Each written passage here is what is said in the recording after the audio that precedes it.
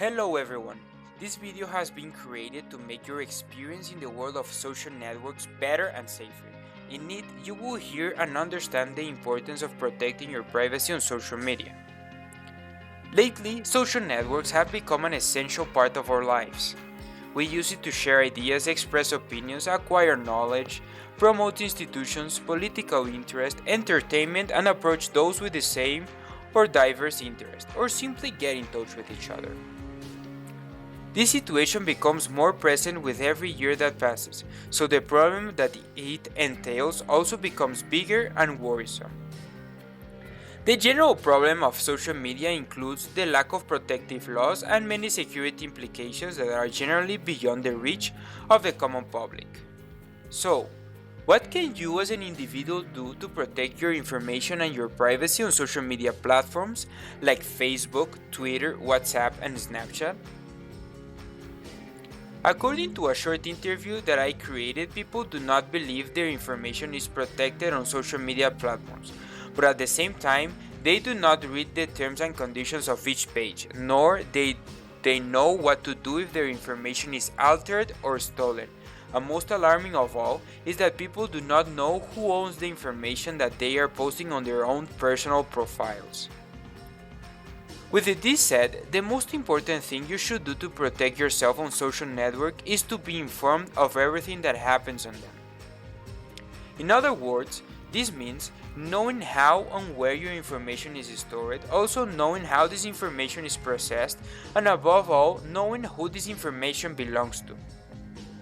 You will be surprised to know the answer to this last question. The first step to be informed in this digital world is whenever you create an account in a new platform, you must read or at least understand the terms and conditions of this platform. According to the authors in the paper, Privacy Expectation of Social Media Users, consent given by the users is the primordial weapon that the data controllers of each platform can use against the deficient protection laws on the matter. So that's why it is important to read the terms and conditions of each platform, since this is where the platform gives a detailed description of what it does with your information. So in the moment you agree with them, you are giving your consent for these platforms to use the information in the manner they have stated. Well, I get it. For example, the 14,000 words on Facebook terms and conditions are thought to read. So I recommend looking for a trustworthy summary online or downloading the Terms of Service Didn't Read extension for your browser. Another thing to understand in order to be protected is that the existing most popular social media platforms have problems protecting users' content from the people they accept in their circle of friends. This also applies to groups in which the user participates and the external links that the user gives access to his or her profile. My personal recommendation to address this issue is to keep in mind who you accept in your circle of friends. Another thing you should do is to be vigilant and critical so you can identify risky attitudes that people may have within the platforms. Remember, if you find a person who has motive to steal or attack your information, platforms have the option to report this user. This will prevent the reported user from having access to your information, which in my opinion is great. The next step to be informed is to understand that social networks are the main place where data is leaked and stolen in the world.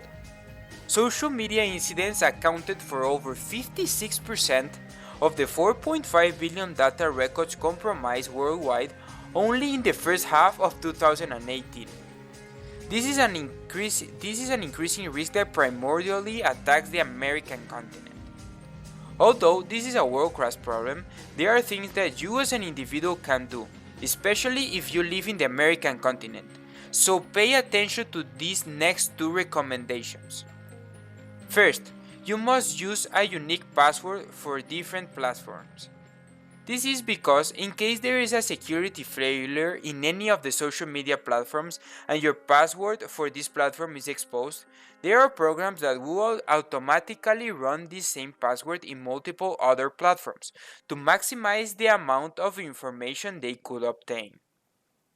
Secondly, have in mind that when first creating an account or profile, this will have the security options activated to the default level.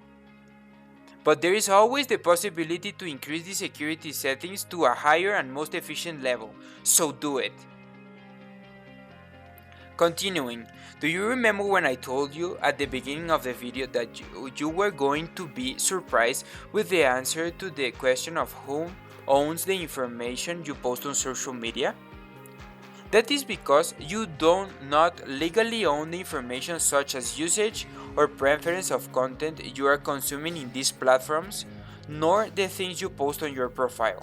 Actually, the platform you are consuming this content has the claim to it. I know this sounds very bad, but in Europe and the United States you can still protect your personal information in case of needing it, as long as you keep in mind that this information belongs to the database of the social media platforms in question. The only real recommendation that I can do to address this issue is that people should keep this information in mind so they will be aware and conscious of what they are browsing to entertain themselves, because this can be easily tracked. In conclusion, everything that I recommended may not solve the problem as a whole, since it is a world-class problem, but they will definitely help you as an individual to protect your privacy while exploring the vast world of social media. I'm going to put the sources I use in this research and much more on the description of the video. Thank you very much for listening.